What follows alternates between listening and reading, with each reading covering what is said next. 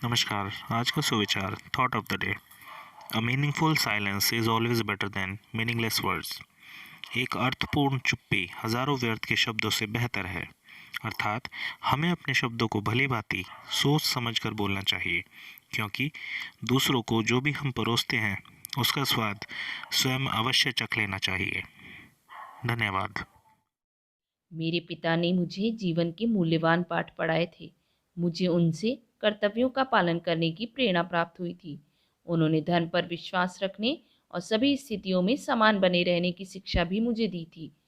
पिता को लेकर हृदय में काफ़ी सम्मान रखने वाले थे मोरारजी देसाई, भारत के भूतपूर्व प्रधानमंत्री। पिछला अंक था उनके जीवन परिचय के विषय में, और ये अंक है उनके राजनीतिक जीवन और प्रधानमंत्री बनने के सफ़र के विषय में। मोरारजी देसाई ने मुंबई प्रोविंशियल सिविल सर्विस हेतु आवेदन करने का मन बनाया। जुलाई 1917 में उन्होंने यूनिवर्सिटी ट्रेनिंग कोर्स में प्रविष्टि पाई। मई 1918 में वे परिवीक्षा पर बतौर उप जिलाधीश अहमदाबाद पहुंचे।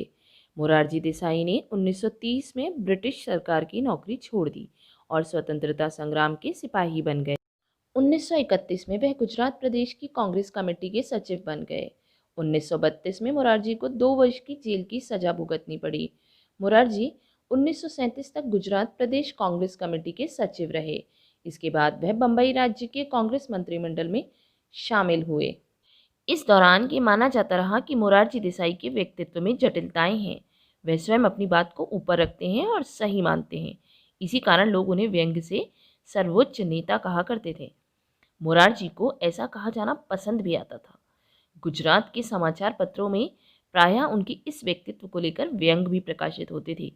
कार्टूनों में इनके चित्र एक लंबी छड़ी के साथ होते थे, जिसमें इन्हें गांधी टोपी भी पहने हुए दिखाया जाता था।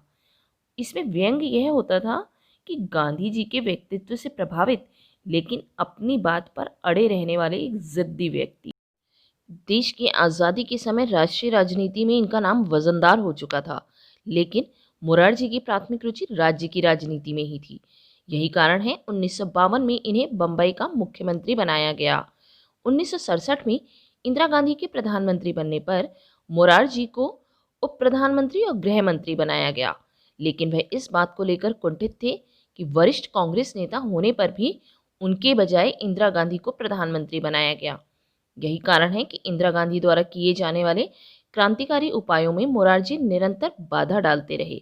दरअसल जिस समय श्री कामराज ने सिंडिकेट की सलाह पर इंदिरा गांधी को प्रधानमंत्री बनाए जाने की घोषणा की थी, तब मोरारजी भी प्रधानमंत्री की दौड़ में शामिल थे।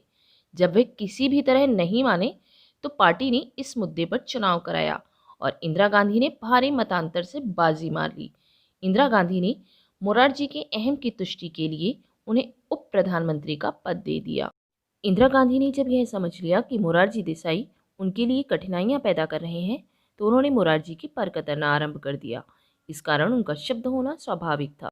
नवंबर 1969 में जब कांग्रेस का विभाजन कांग्रेस आर और कांग्रेस ओ के रूप में हुआ, तो मोरारजी देसाई इंदिरा गांधी की कांग्रेस आई के बजाय सिंडिकेट के कांग्रेस ओ में चले गए। फिर 1975 में वह जनता पार्टी में शामिल हो गए। इसके बाद 23 मार्च 1977 को 81 वर्ष की अवस्था में मोरारजी देसाई ने भारतीय प्रधानमंत्री का दायित्व ग्रहण किया। प्रधानमंत्री के रूप में उनका कार्यकाल 23 मार्च 1977 से 28 जुलाई 1979 तक ही रहा। 10 अप्रैल 1995 को मुंबई में 99 वर्ष की अवस्था में उनका निधन हो गया था। प्रधानमंत्री के रूप में श्री देसाई चाहते थे कि भारत के लोगों को इस हद तक निडर बनाया जाए कि देश में कोई भी व्यक्ति, चाहे वो सर्वोच्च पद पर ही आसीन क्यों ना हो, अगर कुछ गलत करता है तो कोई भी उसे उसकी गलती बता सके। उन्होंने बार बार यह कहा कि कोई भी, यहाँ तक कि प्रधानमंत्री भी, देश के कानून से ऊपर नहीं होना चाहिए। उनके लिए सच्चाई एक अवसर नहीं, बल्कि विश्वास का एक अंग था। उन्होंने शायद ही कभी अपने सिद्धांतों को स्थिति की बाध्यताओं के आगे दबने दिया। मुश्किल परिस्थितियों में भी वे प्रतिबद्धता के साथ आगे बढ़ते गए। वह स्वयं यह मानते थे कि सभी को सच्चाई और विश्वास के अनुसार ही जीवन में कर्म करना चाहिए। धन्यवाद। Good morning, everyone. Today's learning corner, let's read the following sentences. Who is that? What is your friend's name? Which seat would you like? Whom did you speak to? Whose phone is that? इन सभी sentences में who, what, which, whose, whom ये सभी शब्द interrogative pronouns हैं. Definition: interrogative pronouns are pronouns used to ask questions. Examples: what, who, whom, which, whose, etc. वाक्य में प्रयोग: Whose book is this? Who threw the football? Which of these books have you read? What is your sister's name? Whom did you tell? Today's activity. आपकी screen पर कुछ fill in the blanks दिए गए हैं. Fill in the blanks with the uses of appropriate interrogative pronouns. आपको इन fill-ups में interrogative pronounce को fill करना है और ये कार्य करके अपनी मैम को दिखाना है. Thank you.